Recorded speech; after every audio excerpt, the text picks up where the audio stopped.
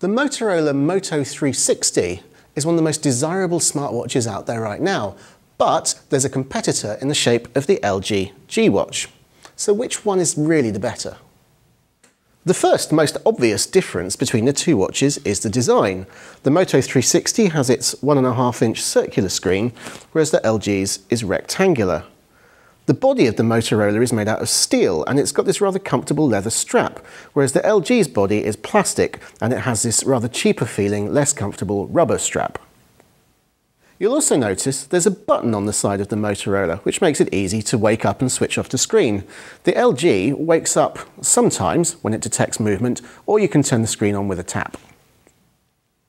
We think the Moto 360 is a more attractive device and it has a higher quality screen. It runs edge to edge with no bezel apart from this small cut-off area at the bottom.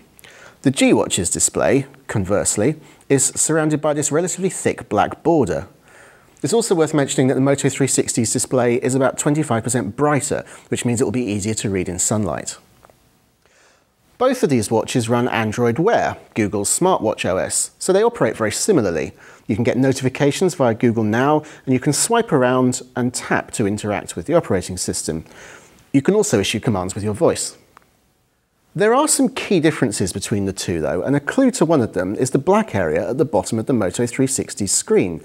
It contains a light sensor, so it can automatically adjust the backlight depending on the ambient lighting.